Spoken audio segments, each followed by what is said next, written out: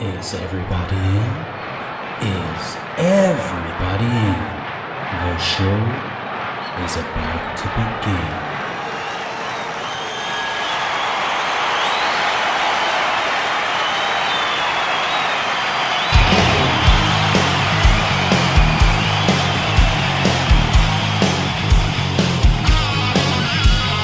Welcome to the podcast, concerts that made us, interviews and stories, tales from the bus. We love taking you back to when it all went down. The greatest live shows and that cheering crowd sound. It's concerts that made us, concertsthatmadeus.com.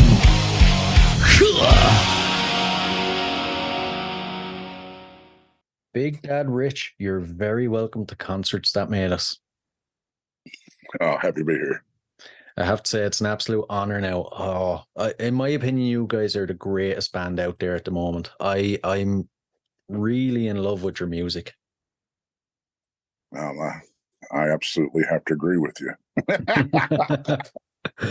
I thought you might say that. It's when I started many years ago. I started the band.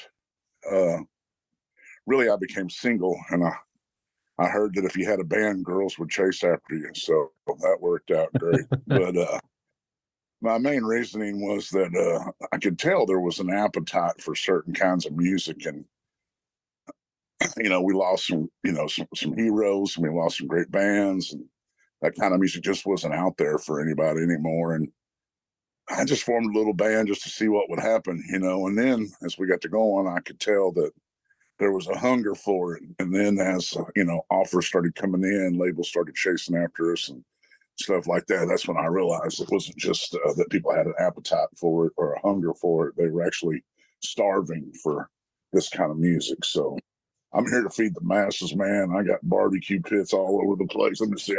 You see them barbecue pits right there, cooking on the grill. So we will. Oh, I like it. I like it. Some good old Texas barbecue flavored music. Sounds good. Sounds good. I have to ask though, it's obviously your main audience is in America, but what is it like in the rest of the world? Do you guys have much of a reach outside of America? We actually do, and we do really well. And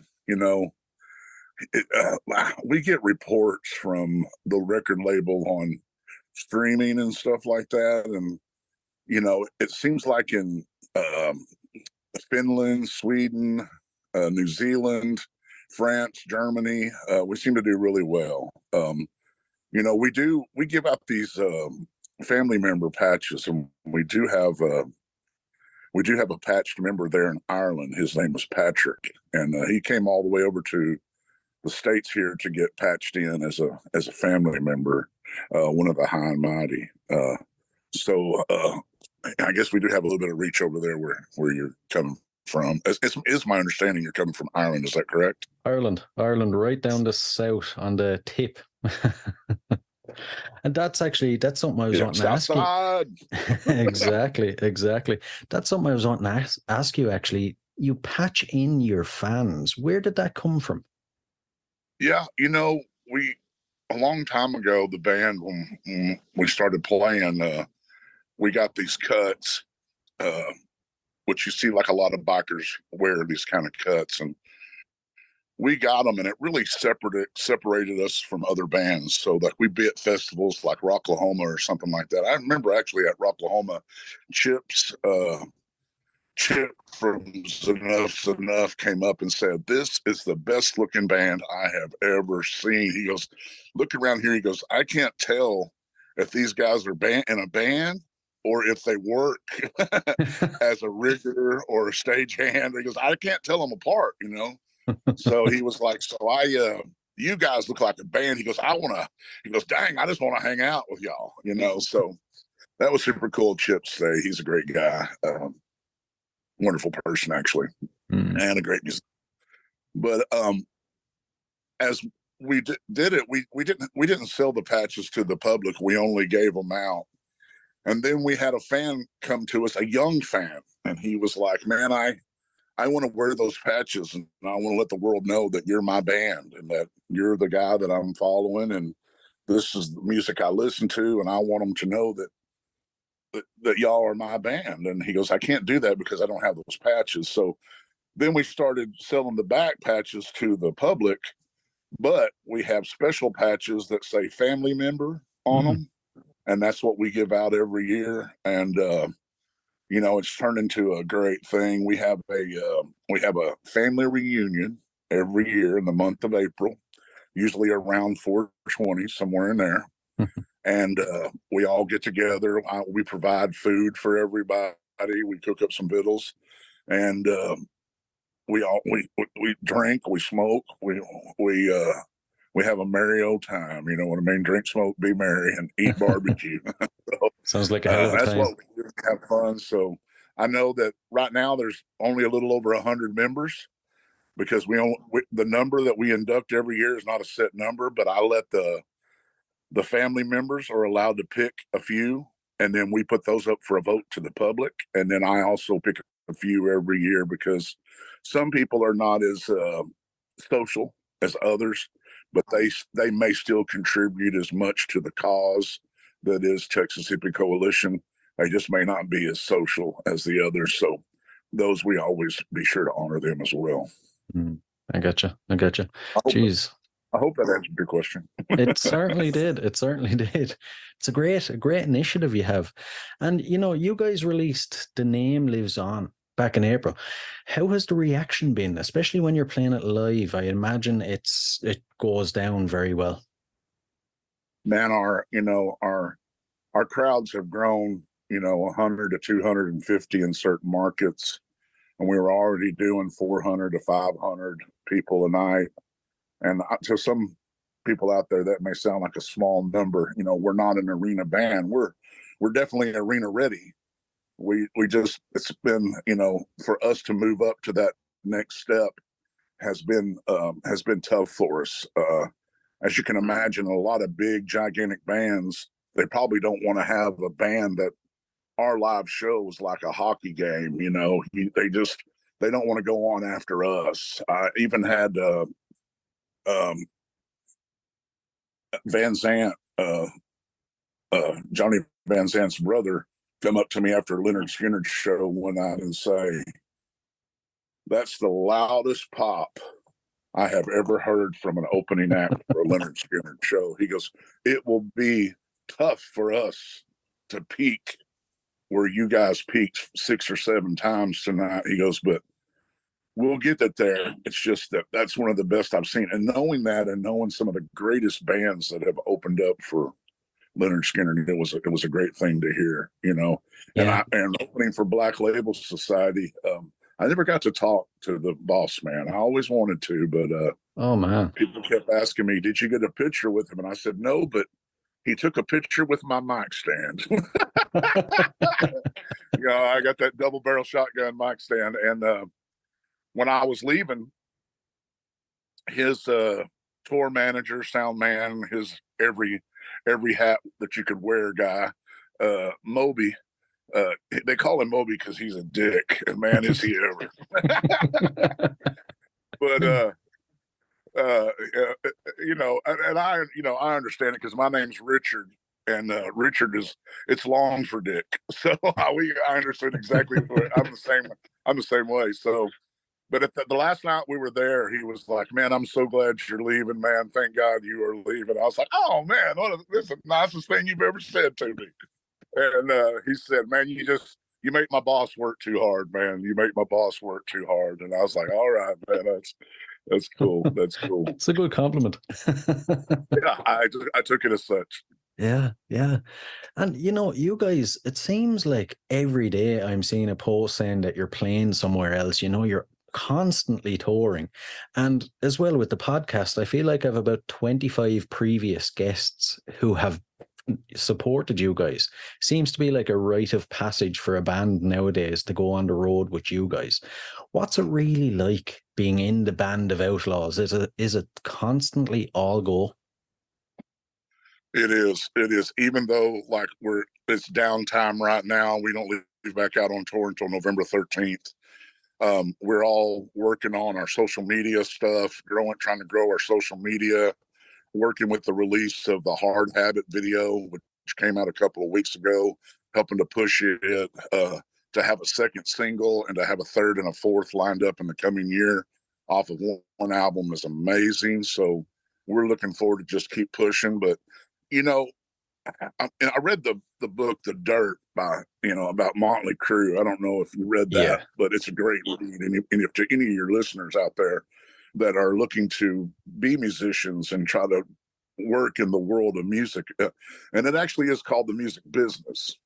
So business is important, and that's one reason I think that some of my success has been is that not only am I a songwriter, frontman, and all around crazy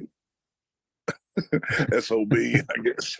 Nothing against my mother, but if you can't handle the business end of it, you're going to sink, most definitely. So in that book, it talks about the three cogs. There's the cog that you start on, the middle cog, and the upper cog. And the upper cog are for bands like Motley Crue, Judas Priest, new bands such as Avatar and stuff like that. So that's that upper cog. And then the middle cog is for bands that have made it to the upper cog and fell back to the middle cog. Like you see a lot of bands, like when we're out on tour, we could be in a venue where the next night there's a monster band from the past, or but it's also for bands coming up, and we just seem to be stuck on that middle cog. Right. We haven't made it to the cog as of yet. We would love to. I mean, who wouldn't want to see that kind of money? You know what I'm saying? Yeah. But we're stuck here on the middle cog, and in this middle cog, these are where the workers are. This is where the labor is, and you better have a labor of love. You better love what you do, and I definitely do. And the four men that have my back every night, they love their work as well. We always tell everybody we don't work, we play. So to be able to go out there and play and perform, almost, we tour probably about 25 to 30 weeks out of the year. And if we didn't do that, we wouldn't be able to support our families, our households, and live the lifestyles that we do. As you know, so many different pathways to get your music for free. It's just, used to, I remember seeing guys getting $1 million plus contract bonus, sign-on bonuses to labels and getting major money. It just doesn't happen anymore. I mean, I'm sure it does to, somebody like, that's going to be as big as the next Taylor Swift or, the next something big like that, thing. Yeah. But I mean, it's just, in this world today, of rock and roll, that kind of money isn't being thrown around that I've heard of or noticed. We're lucky to see the resurgence of Pantera and Pantera touring the world again. The boss man jumping in there and helping out so much, and Anthrax's drummer jumping in there. So, I mean, it's a great thing. I think Rex Brown is a living legend, and Phil is definitely, I've always looked up to Phil. He's always been an idol of mine, and sometimes I may try to steal something from him here and there, but I steal from everybody. It don't matter who it is. If I hear something that sounds good, I don't give a damn. I'm going to see if I can vocalize something like it. But if thievery is a big part of the music business, so I'll be stealing from everybody. But I definitely think that if we didn't tour all the time, we would be struggling. I wish there were other avenues that make it to where we could spend more time at home with our families, but there are not. Yeah, true. And, at this stage, I suppose I like diving into my guests' history when it comes to music to see where you came from. So if you can now, can you remember your earliest musical memory? Oh yeah, easily. I've been a music guy since day one. I used to be my dad's DJ because we didn't have, we didn't have Spotify. we didn't have all the things that you have today that you can just touch something with the greatest of ease. But we had an album player that spun vinyl. You know, my dad didn't want to get up and walk over there and put the needle on the record. So he chose me to be the one to put the needle on the record. And I used to get up early in the morning, every morning before they got up. I used to get up around 6 or 7. And I would go in there and I'd put records on, but I would take the speakers and aim them in at each other, and I'd lay down between them. And they had a little mark on there at 3. And in that way, if it was on 3, they couldn't hear it in their room where they were sleeping. And then in the mornings, my dad would kick open that door and he'd holler, "Turn it up, boy." And that "turn it up" has always stuck to me. And then, of course, I wrote a song called "Turn It Up." But I remember, like, I was listening to, you know, people like Mac Davis, Steve Miller, a lot of great bands from way back when, you know. And then my mom, of course, you know, she'd be playing Pat Benatar and stuff like that. So I would hear a lot of that stuff. But the first album that I ever bought myself was Van Halen, Women and Children First. Not a bad choice. Although my dad turned me on to great stuff such as Johnny Cash, Waylon and Willie, ZZ Top, Leonard Skinner. Those are my fondest memories of listening to those. But I turned my dad on to Van Halen. He was like, "Ooh, I like this band." Yeah. Oh, man. And, you know, can you pinpoint the exact moment then that sparked the desire to become a musician? I was young, very young. I was watching the Johnny Cash show with my grandma and my papa. And I told my grandma, I said, "When I grow up, I want to be Johnny Cash." And she said, "You can't be Johnny Cash. Johnny Cash is Johnny Cash." And she said, "You always got to be yourself, son. You always got to be yourself." And I said, "Well, then I'm going to be myself, wearing all black all the time, just like Johnny Cash." And I do it to this day. I still wear all black all the time. And I wanted to be Johnny Cash. There's nothing more that I wanted to be. And then when I was 11, I started writing songs, which was kind of blowing my dad away. He didn't know where that was coming from. My dad was a songwriter, a lyricist, and he picked guitar a little bit, and I started picking everything up and running with it. And I started getting support from him and others. And one time I had a band and we were playing in the garage, and the police showed up and said that it was too loud and we had to turn it off. We had to quit. And then they left. And when they left, my dad said, "Y'all go ahead and play. If they come back and shut y'all down, I'll go to jail." And he did. We kept playing, and they came back and they took him to jail. He's an outlaw. You know what I mean? He's a true outlaw. And he went to jail. And when he got to jail, one of his old buddies was the captain up there and was like, "Johnny, what are you doing in here?" And he told him what he was doing in there. And he said, "Johnny, grab that trash can over there and go empty that trash can out in the back out there. And when you come back in, I'll get you out of here. You can go home." So he walked in and walked out. You know? Oh, man.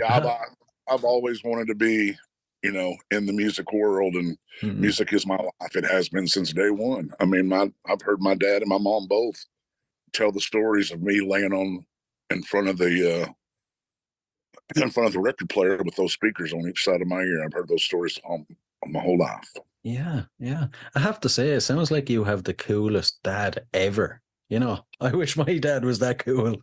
My dad was so cool that when he found my stash of weed, he said, "Apparently you're smoking better weed than I am."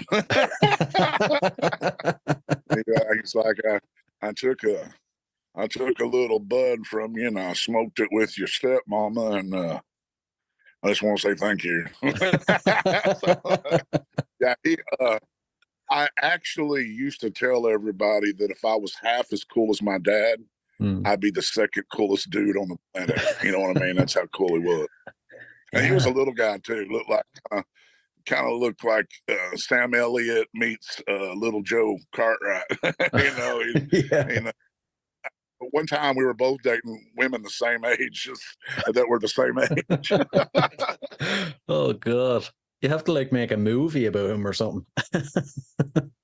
He would deserve it. He would definitely deserve it. Yeah, yeah. And you know, the podcast is called Concerts That Made Us. So I have to ask, as a concert goer, what concerts do you think have made you? You know, first of all, the first concert I ever went to was actually Tom Petty. Right. It was a great show, wonderful show. I absolutely loved it. But later on in life, I seen Warlock, Anthrax, and Crocus. And I was like, man, I got to be doing this. I have to be doing this stuff. And then, like, the ones that just like superly impressed me like crazy, I went to go see Corrosion of Conformity. And my favorite band, Clutch. Well, Pantera is my favorite band, but you know, we've been without them for so long. But Clutch, I've actually seen Pantera about 30 times. Oh, And man. now I've seen Clutch about 32 times. So I've also played with Clutch probably 3 or 4 times. I can't remember. One night we were main support for them on the last day of the Mayan calendar. We called it the last show on Earth. That was hilarious. But Clutch, ever since I seen them with COC, I was like, oh my gosh, man, this band there's something. And I write, my songwriting styling changed. Like, I knew that I no longer had to make total sense when I was singing, and that if I wanted to, I could make up words. And I seen Neil when we played that show with them, and I said, I'm sorry, man, if I turn into a leg humper over here. It's just because I'm so excited. You're one of my biggest fans, and I don't want to go crazy on you and freak out on you or anything. So I'm just going to ask that you sign these few items here for me, and I'll get away from you so I don't embarrass myself. And we were at a junket where we were doing a media junket, and I was walking by, and I had said something when I was talking to him. I said, I would turn into one of those guys that held onto your belt loop. And when I was walking by, I didn't see him, but I started feeling something that was holding onto my belt loop on my right side. And I was like, what? Did I get snagged on something? I turn around and look, and there's Neil. He's got his finger in my belt loop holding on to it. I thought that was hilarious. And then I seen him, drummer, Carolina Rebellion was the show. And I walked up to him, and I had this barbecue sauce of my own. It's called Bucking Crazy Barbecue. And I went up and I gave them both a bottle and everything. And then I started hugging them. And I mean, like, I'm hugging them like they're family that I haven't seen in a couple of years. You know what I mean? I was squeezing them, loving on them. And as I'm walking away, I stopped and I said, hey, guys, I'm so sorry. I just went off on a hugging binge, and I just hugged y'all to death in a big old bear hug, And I said, man, I'm so sorry, And I turned and around. There's just 2 women there. And they're both like, Big Dad, and they want me to sign their cowboy hat. They had on cowboy hats, actually. And they wanted me to sign their cowboy hats and everything. I was like, I turned around, I was looking at them, and they're both looking at me, and they're smiling, they're laughing, they're laughing pretty hard. And then I walk away, and these 2 women ended up being their girlfriends or their wives, one of the 2. And I was like, oh man, I'm so glad I didn't say anything like, you want to go over to the tour bus? Yeah. But I'm sure that's why they were smiling and laughing, because that was their women folk. But I just love Clutch, man. I got a million stories about them. It actually broadened my mind when it comes to lyrical content. Neil is just, he's impossible. And I mean impossible, spelt with a B-U-L-L at the end, bull. Impossible. Oh, man. And, for any listeners that are unlucky enough to not have caught one of your shows yet, maybe the listeners here in Ireland, what exactly are they like? Because it seems like one hell of a party. Man, we keep it so peaked up. Like, we keep it on point. We keep it on high energy the whole show. I do try to break it down for a song or two here and there, pick the right song to let it calm down, because I can see the wear and tear on the audience. I can see the audience becoming exhausted by, three-quarters, halfway through. So I need to back off of them a little bit and give them a little chance to breathe. But we try not to. I forget the band that we just played with not too long ago, and they were going on after us. They were the headliner, and he come up. He said, "Man, you don't give them a chance to rest, man." He goes, "You're like a UFC fighter. You just come out and just pound, pound, pound, pound, pound." He goes, "When you're done, man, their asses are whooped." He goes, "We're gonna let a 30-minute break. We're gonna let 30 minutes go by before we go back out there, man." That's the way I've been one of those guys that whacks the moles my whole life. I'm just whacking moles, whack-a-mole, whack-a-mole, whack-a-mole. And that's helped. I've been successful that way. So I haven't tried another way since. Yeah. Don't change perfection, Sure, huh? there is another way. Do what now? I said, don't change perfection. Oh yeah. Thank you. And, out of all the gigs you've played, is there one that sticks out as maybe the most perfect experience you've had? Opening for Leonard Skinner and having them come out and say what they said to us. The backup singers, the females coming up to me and giving me a big hug and telling me how happy they are to see a real man in the music world. They were afraid that they were on, and that they were so happy, and that they considered me a real man. And well, you want to talk about a boost to the ego right there. Yeah. And the fact that what Van Zandt had said, it really inspired me. But there's something that we do at the end of every night, and we take a bow. And when we bow, I say, "This is a little something we do. Stole it from Motley fucking Crue." But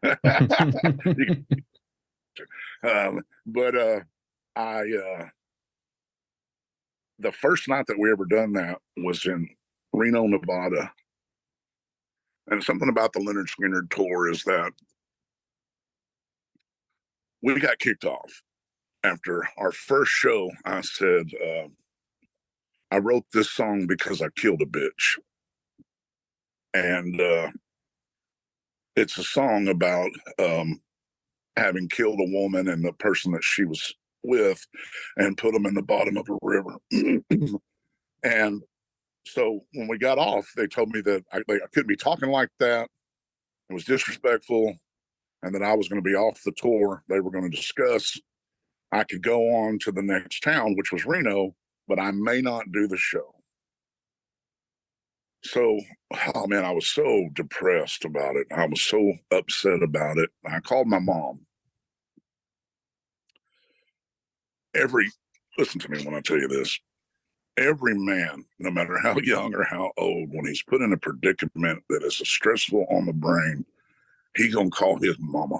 Oh yeah, I'm definitely. telling you right now, he's gonna call his mama. God bless my mama. Rest in peace, mama. But I still talk to her.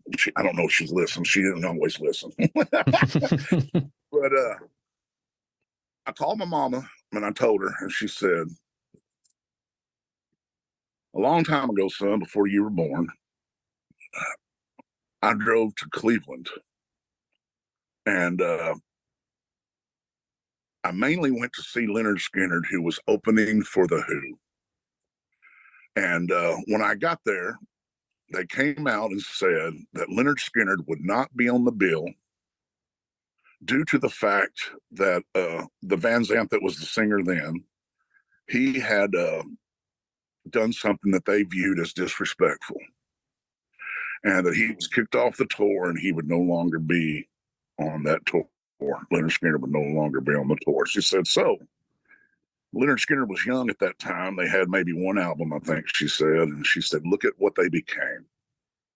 So maybe you've done the right thing. same as they done the right thing. They stood by their roots, where they came from, and maybe you're a little bit more Leonard Skinner now than Leonard Skinner is. And I mean, it just warmed my heart, warmed my soul, made me feel so good. And that next night, they came up to me and they said, "Can you refrain from saying that?" I said, "We won't even play that song. We'll do a totally different song." And so they let us stay on the tour. And boy, I prayed hard on it too. So I went out there and I decided that I was going to tell the audience my story that I just told you about, how I called my mama and all this stuff. And I want you to know that place went crazy. I'd imagine. They went nuts when I told that story, and then we played a song, but throughout the night, at least 5 to 7 times, there was a peak, and that peak probably was equal to or close to Skinner's peaks, and that's when Van Zant said that to me. And I mean, that night, as we come off stage, and he says, "Hey, I've never seen a pop like that at a Leonard Skinner show for the opening acts." He goes, "I want you to do me a favor." And I was like, "Anything. Thank you for letting me back on the bill. I will do anything that doesn't mess up my moral compass. I'll be happy to do it, you know." And he said, "We'll go back up there and do one more song for them. They deserve it, and you deserve it." Oh, and wow. we went back up there, and we turned around. I was like, "Yes, sir, I will, on my way." And he said, "Hey, and when you're done, give them a bow." And we have done that bow every single night since then. And that night I said, "This is a little something we do." Stole it from Motley fucking Crue. And we've done it every night since. So that's Nice. like, I know it's a repeated story, but I just can't. That night just meant the world to me for so many different reasons. As you can tell, it comes in from it hits so many points on the brain that I will never forget it. And the story never tires telling, I promise you. Yeah, yeah. Oh man, that is one hell of a story. Yeah. And there's so much energy in your gigs. How do you get ready? How do you psych yourself up? And then afterwards, how do you kind of wind down? Beforehand, I really just try to get myself mentally stable to where I know how the night's going to go in my head. I like preparing for a fight, which, left hook, jab, what am I going to do? Am I going to the body and coming to the head? I'm going through all those different things in my mind. I don't drink, most people think I probably, I mean, I do drink. I drink Jim Beam. I love bourbon, but I mean, like show night, I do not drink. I do not drink before I go on. And I do smoke, but I don't smoke until like about 2 hours before I take the stage. I won't smoke anymore after that. And I just get prepared. I got some young guys in my band, and they always tell me, like, "Man, you're just going crazy all over the place," And some of them I'm twice their age, And they're just like, "Hi, we're trying, you make us want to go double time because we don't want you to outwork us, So that's good, and I love going out there. I always tell everybody that I'm the ass kicker and taker of names, so I'm here to kick ass and take names. You know what I mean? And Yeah. I always let the crowd know. Tomorrow somebody's going to ask you, "What in the hell happened to you?" And I won't be sure that they tell everybody that they went and seen Texas Hippie Coalition and the Band of Outlaws kicked their ass. That's what I want them to say, that they got their ass kicked. So, it's pretty crazy, but I really just try to drive forward as hard as I can. I've always been a guy to give more than 100%. Everything I do, relationships, music, any job that I ever had, I wanted to be the best at it, So that's definitely me. And after the show, I like to wind down a little bit. I do smoke. I wait a little bit. I don't smoke immediately after. I like to wind down, and then I'll have my meals. I don't eat before I go on stage, and I just kind of chill, man. Sometimes I can't watch anything because my brain is going so crazy, my energy level's so high. It could be 4 to 5 hours before I can wind down. You know what I mean? Imagine playing in the Super Bowl and then how long it's going to take you to come down from it, especially if you won. So for me, the wind down is tough. It's hard on me. You know what I mean? Because I just can't get down. But I definitely sometimes, a lot of times me and the guys are talking, we're hanging out and smoking or whatever. But sometimes I'll just, if my brain is just too overworked, this is going to sound crazy to a lot of people out there, but I just play PlayStation. Right. I just go on and I just play Sniper or Fortnite or something. And I just go start killing people, or, not killing people, but killing Fortnite players. Oh man. It makes sense though. It's a good way to just switch off the brain and just enjoy and relax, almost go in zombie mode. Sometimes if your mind's super preoccupied with one thing, just to go, even to watch a movie, it can become distracting. But to play a game, it doesn't use too much brain power. Yeah, exactly. That's it. And you guys give off the image of like being one hell of a party and you know how to have a good time. When it comes to being on tour, what kind of antics do you guys get up to? Any wild stories you can share?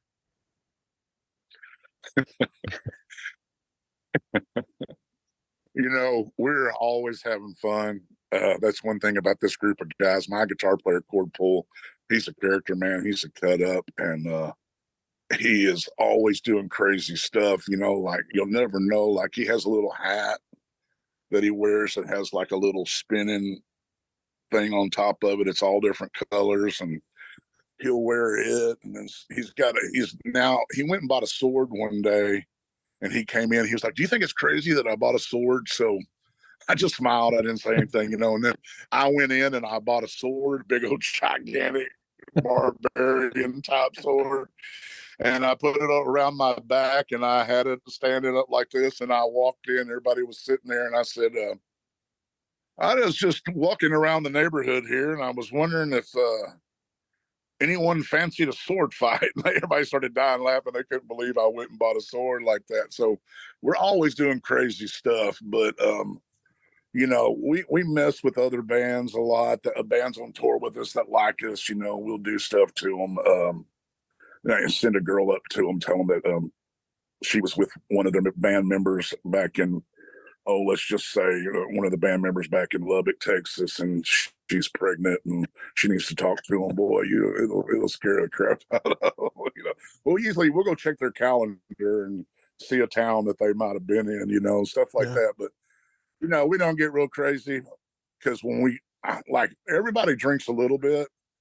My drummer doesn't drink or smoke or anything. My bass player drinks a little, doesn't smoke. Cord drinks a lot, doesn't smoke. And then Nevada, he drinks a lot and smokes a lot. But I usually don't drink on the road. I might the last show of the week, knowing that there's no more shows for 3 or 4 days. I may drink then, but our antics are usually just us clowning around, having fun with each other. We mess with other bands now and again, but it's not really super crazy. We're very business minded. We're very goal oriented, so we're always out to I always tell everybody I'm going to go out and claim the booty and take the booty home, and when I get home, make sure I get the booty. Good. And when you think of the future then and the evolution of the band, what would it look like in say 5 years' time? 5 years is a good scope. I think we have a strong 5 years left in us. I really do. Right now we are really climbing up when it comes to motorcycle rallies, bike rallies, festivals, stuff like that here in the U.S. We're really getting a lot of calls, getting booked at a lot of shows. As far as when you get down, they call us red dirt metal, Southern fried metal. So Southern fried rock and roll, red dirt metal. So we're just kind of in that area where if you're looking for something like that, you don't have many choices. That's what you're looking for. There's not a lot of them out there. Now, I will admit that there seem to be somewhere in this area. There's a lot of that area is growing when you're starting to see bands like them Dirty Roses and just other.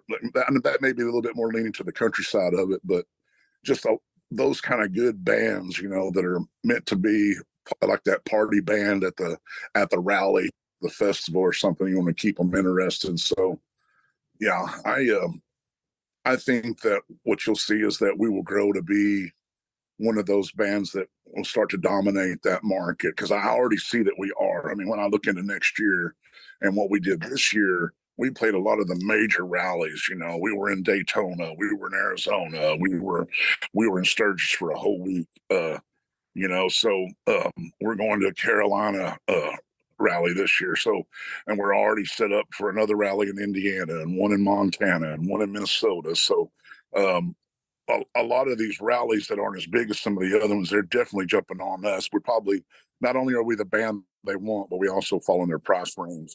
I got a couple of shows coming up with Jackal that are just rallies that have booked Jackal as the headliner and us as main support. So I think you're just seeing us start to fill in those holes that are gone, that we've lost those legends. Leonard Skinner can't play year round.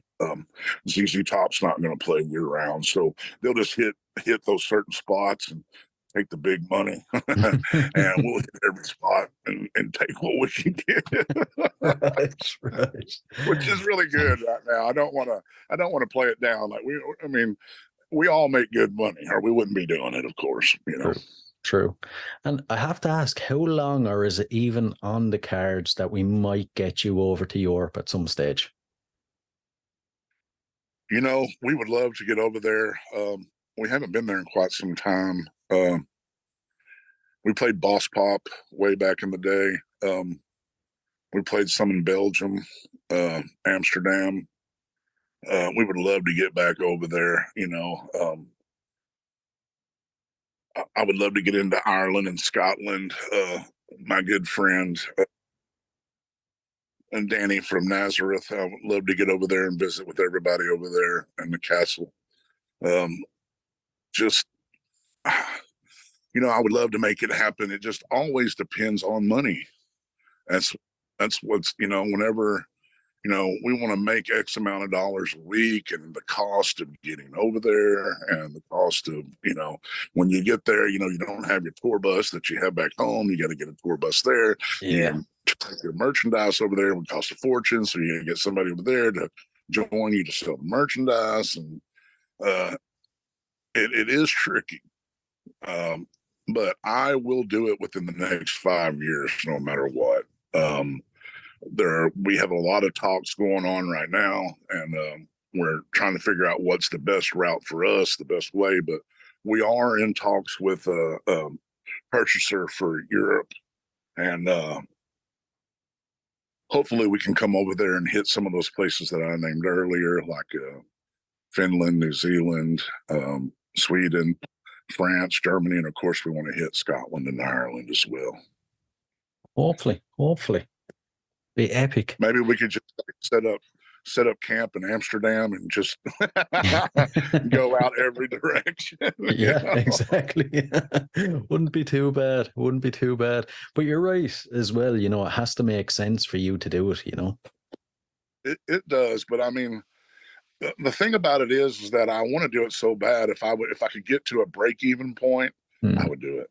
Yeah, I wouldn't be too bad. Break-even point. I think we're probably close to getting to a break-even point if these airlines would quit jacking up their rates so high. My guitar players are going to have to bring their guitars. So that's where you get put. Other stuff we can have backline, but it gets crazy when you start adding up the costs. Ticket purchase, round trip. So if everything works out with some of these European promoters that are interested in us, if we can make things work, we're definitely gonna make it happen. I promise you. Brilliant. Brilliant. And before we dive into the last couple of questions, then, future plans for the rest of the year that are set in stone. Anything you want to share or tell us about? Well, we're headed out to Florida for a week. We're actually going to be doing one of the shows is with Queensryche. So we're going down there to do a week down there and just probably stay out, hang out in Florida while it's warm, have a little seafood. And then we've already started songwriting some for the next album. The guys all know that I've reached out, and we usually write about 16 to 20 songs and then pick from those. So I'm sure that I'll probably have 5 or 6 to pick out of the songs that are being turned in to get on to the next album. We always lean towards certain way. Of course, we're always going to have a super heavy song like "Keep My Name Out of Your Mouth," and then we're always going to have a song that's kind of leaning towards that country influence, like "The Name Lives On." But we have a few songs that are very leaning towards the country world that you may even see us be able to cross over into country with. Yeah. My belief is that "Built for the Road" is probably a crossover song already. I don't know what country radio stations would play it, but it's close. But we have another song called "The Country Song," and it is a great song. It's beautiful from beginning to end musically. Melody is just incredible, and the lyrics to the song are just straight up pure THC, just dripping THC. So, to already be writing and knowing that the album probably won't even come out until October of next year, possibly, hopefully. Fingers crossed. Fingers crossed. And I suppose we'll dive into the last couple. These are a couple of random music questions, but I'm intrigued to see your answers. So if you could see any band or musician from history in concert for one night only, who would it be? Hendrix. Like the quickness in your response. Jimi Hendrix, baby. I don't even need to ask why. And the next one, so this is a bit weird. If you had to spend 24 hours locked in a room with any musician from history, who would you pick? Adele. Again, I don't need to ask why. She could sing pretty to me without any instrument accompaniment, and maybe I could talk her into doing something dirty in the dark. I like your style. And the final one. So, what song would appear on the soundtrack to your life? Dang. The other one seemed easy compared to this.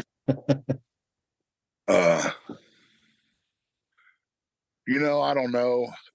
I would want to be cocky and say that it would be something by Kid Rock. Okay. But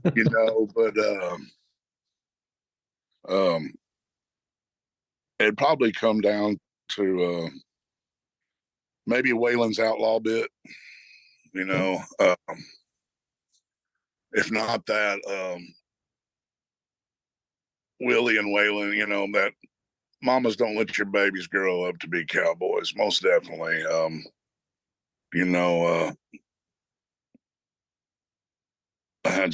My life has just been strange, growing up a chubby, fat ginger. There's the brutality of people picking on me or bullying me. So one day, my really good friend, Sean Flynn, said, "You're bigger than all of them. You can whoop their ass, so you don't have to take this stuff. So why don't you just fight back?" And I was like, "Oh, yeah. Why don't I just fight back?" And then I just started whooping everybody's ass. And Sean Flynn's also the reason I first kissed a girl. I was on a field trip and I was catching crawdads, and somebody said, "What are you doing down there?" I said, "I'm catching crawdads." I was trying to impress these girls, look at these crawdads I can catch. And they said, "John Flynn's over underneath some kind of thing that kids played on. He's over there kissing some girl." And I was like, kissing a girl. I could be kissing a girl. I'm down in the water catching crawdads. So I jumped up and ran off and grabbed a girl I had a crush on. I knew liked me, and we went off and started kissing for a little bit on that field trip. So, yeah, Sean Flynn was a good influence on my life, but also talked me into skipping school. So bad influence. I was also only in the 3rd grade. We skipped school. So, such is life, man. I mean, you know, don't just live it, love it. If you're not loving it, change how you live and get it somewhere where you can love it for damn sure. Exactly. Best advice I've heard now in a long time. Rock and roll. Big Dad Ritch, it has been an absolute pleasure. This last hour has been a personal favorite for me out of all the ones I've done. Thanks a million. Oh man, my pleasure. My pleasure. Thank you so kindly. Being a descendant of Ireland is always good to hear. It's always good to hear that Irish tone and the Irish accent. My dad is a proud man that he was. He would often brag about being Irish and Choctaw. It's a good mix. Choctaw Indian, and I don't even know if we have any Choctaw in it, but as you can see, I'm pretty sure we got some Irish in us.